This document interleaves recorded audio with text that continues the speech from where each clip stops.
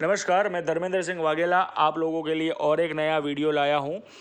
ये जो इन्फॉर्मेशन है ये आपके लिए बहुत हेल्पफुल रहेगी रसायन के अंदर, क्योंकि रसायन में लोग क्या गलती कर रहे हैं वो भी आपको यहाँ से पता चल जाएगा।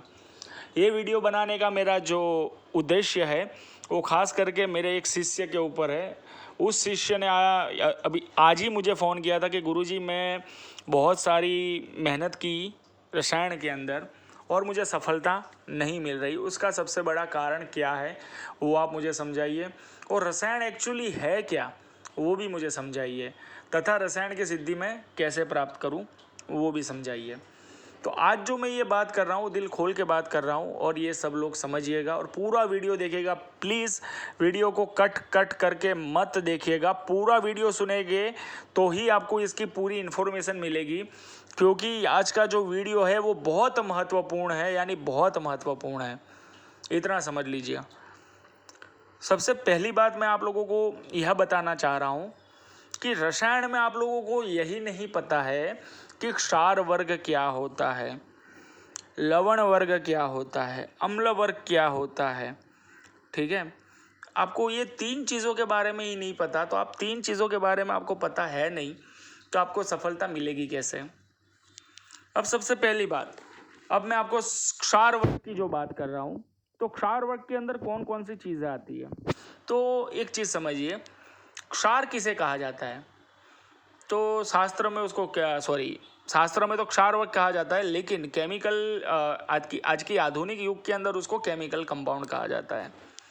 अब उसके अंदर कौन कौन सी चीज़ों का समावेश होता है वो भी आप समझिए। जो शास्त्रोक्त क्षार वर्ग है उसके अंदर जैसे कि अपामार्ग का क्षार होता है, तिल का क्षार होता है, केले के मूले का क्षार होता है, मूली का क्षार होता है, ढाक का क्षार होता है, सहजने का क्षार होता है।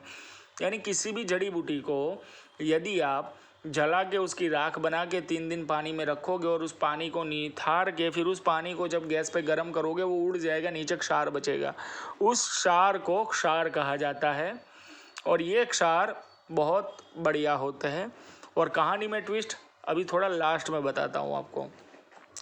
दूसरी बात, लवण वर्ग किसको कहा जाता है वो भी आपके लिए बहुत महत्वपूर्ण होना चाहिए। लवण वर्ग ही रसायन में सबसे महत्वपूर्ण भूमिका निभाता है।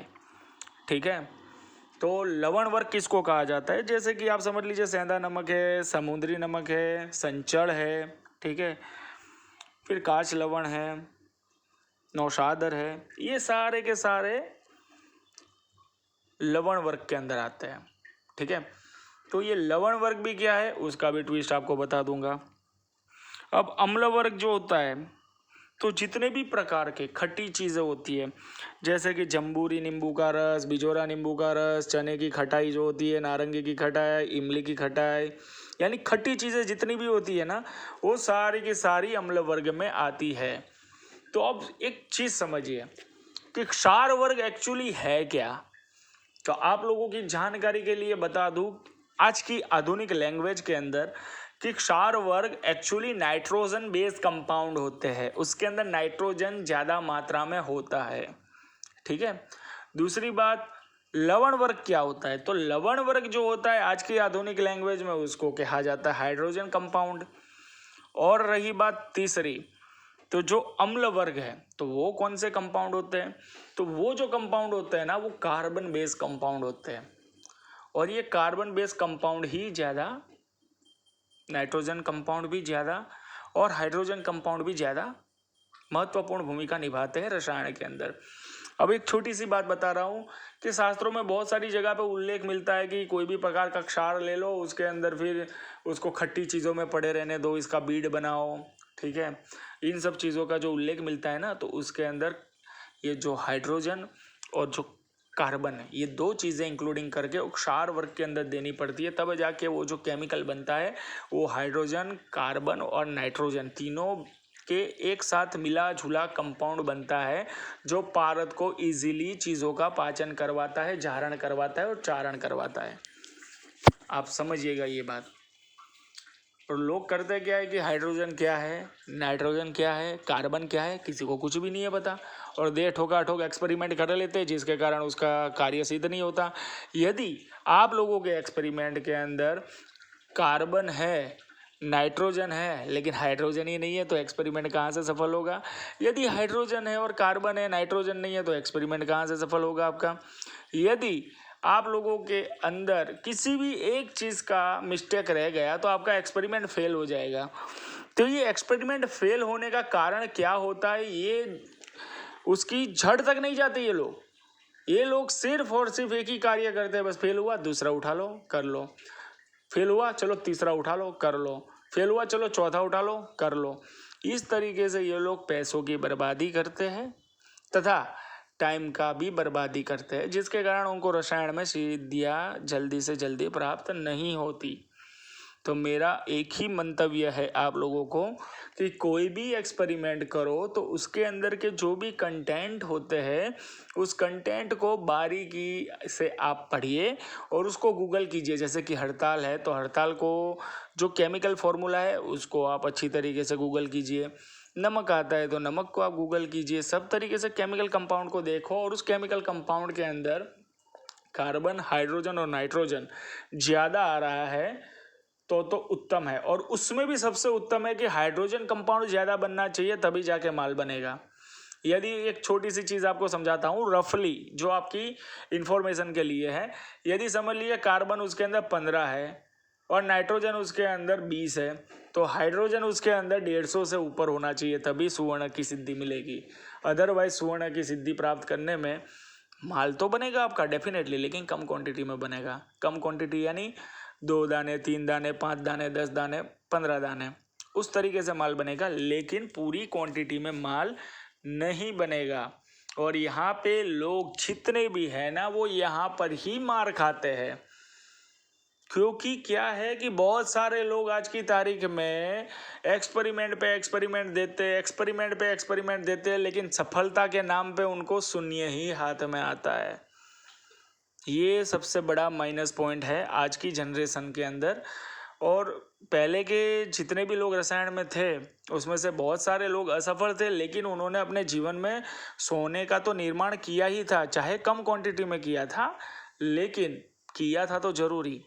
ठीक है, नहीं किया वैसा तो है नहीं किसी ने भी। जो भी बंदा 15-20 साल 25 साल से सोना बनाने की फील्ड में होगा ना, उसने अपने एक्सपेरिमेंटों में सोने के दर्शन तो 100% किए, नहीं किए वैसा नहीं है, लेकिन उन लोगों ने कम क्वांटिटी में किए है। और उस कम क्वांटिटी के कारण वो लोग अपना एक्सपेरिमेंट लेके दूसरों के पास जाते हैं, वहाँ पे वो बंदा उनसे सीखता है और सीखने के बाद उसको बोल देता है भाई इससे तो आगे नहीं हो रहा, बस इतना ही हो रहा है। वो बंदा फिर उसके अंदर लगा रहा है और वो क्रिया सब जगह पे स्प्रेड होती है, यानी सब लोगों के पास यही क्रियाएं जाती है। वैसी हालत है आज की तारीख में। तो कृपया मैं आप लोगों को एक मेरा एक्सपेरिमेंट साझा करूंगा अभी, जो आपको समझने के लिए बहुत ज़रूरी चीज़ है।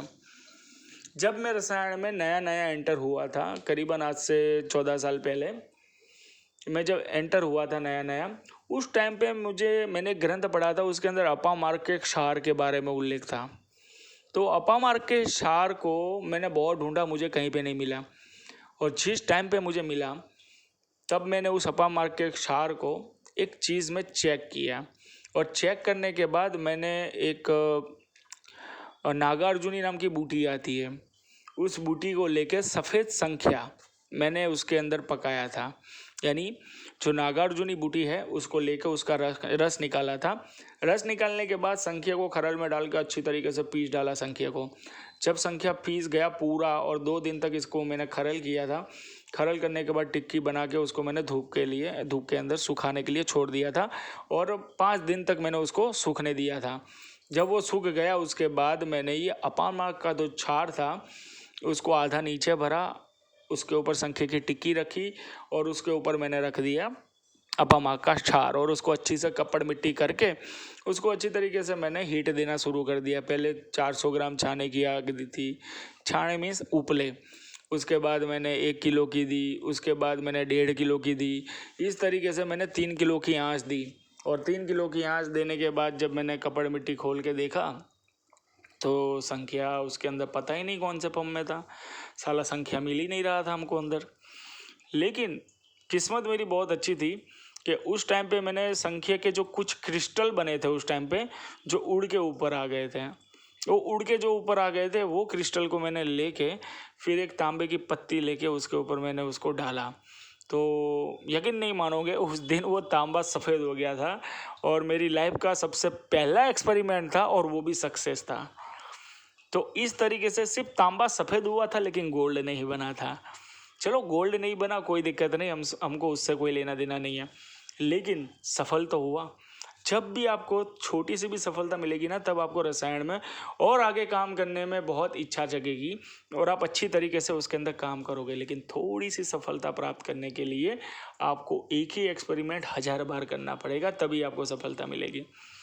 फिर यही एक्सपेरिमेंट के अंदर मैंने एक कार्य किया कि मैंने पीला संख्या पकाया था, और पीला संख्या पकाने के बाद मैंने एक चीज़ देखी उसके अंदर कि पीले संख्या का पूरा रूप का परिवर्तन हो चुका था।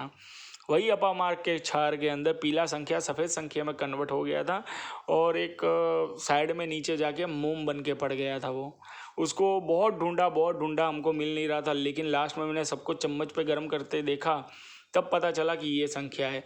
उसी संख्या को मैंने वापस पीले संख्या को जो सफ़ेद हो गया था उसको उठा के तांबे की पत्ती पे मैंने उसको चेक किया, तो माँ कसम उस दिन मैंने पूरा तांबा गोल्डन कलर के अंदर देखा था, 24 कैरेट के अंदर। लेकिन वो गोल्ड नहीं था, वो गोल्ड नहीं था, क्योंकि संख्या ने सिर्फ उस तांबे को पीला किया था, लेकिन गोल्ड नहीं था।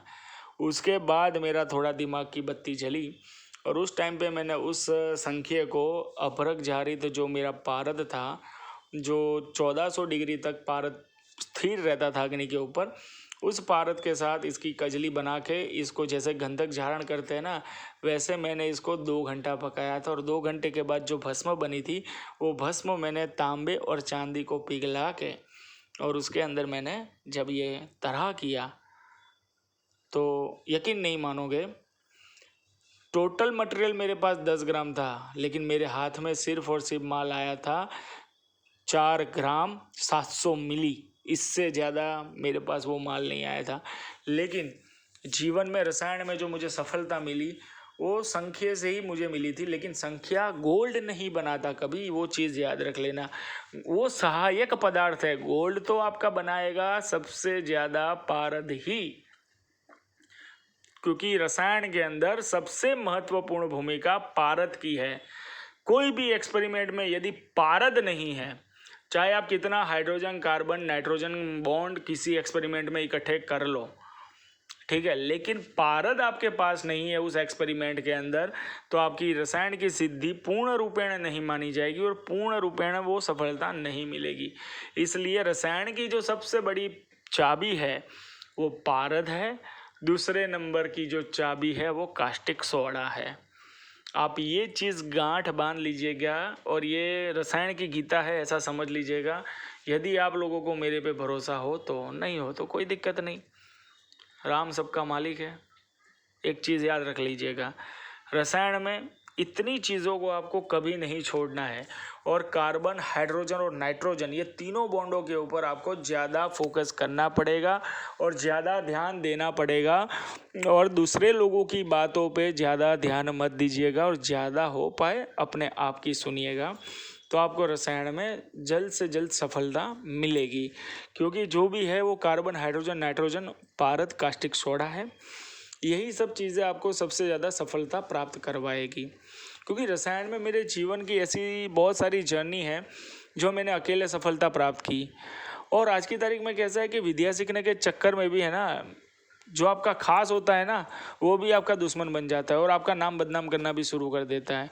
ये भी चीज़ आप याद रख लीजिएगा, ठीक है।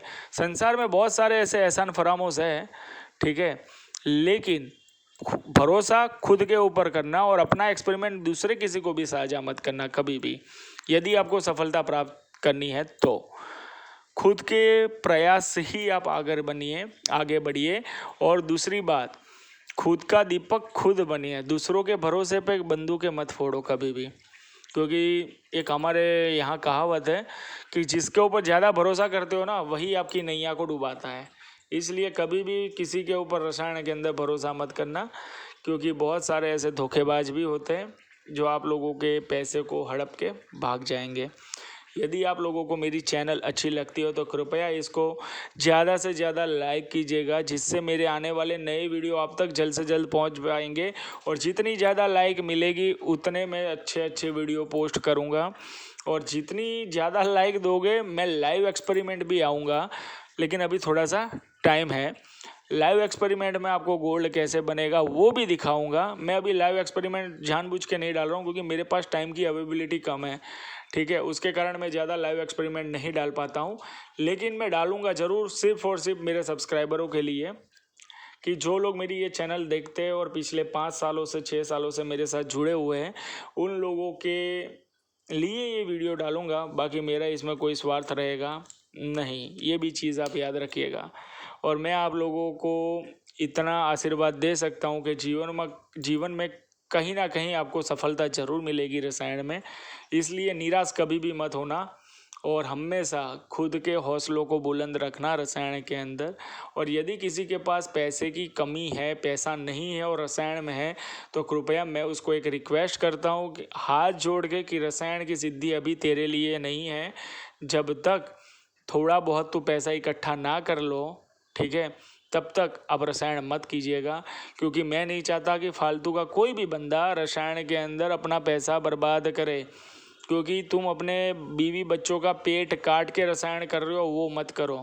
बीवी बच्चों की हाई मत लो कभी भी, ठीक है। तो धन्यवाद मेरे इस वीडियो को देखने के लिए, और ज़्यादा से ज़्यादा लाइक, शेयर और सब्सक्राइब ज़रूर कीजिएगा, जिसके कारण मेरे आने वाले वीडियो आपके पास जल्द से जल्द पहुंच पाएंगे। तो मिलते हैं नेक्स्ट वीडियो के अंदर। तब तक आप सब लोगों को आशीर्वाद। जय श्री राम, जय माता दी।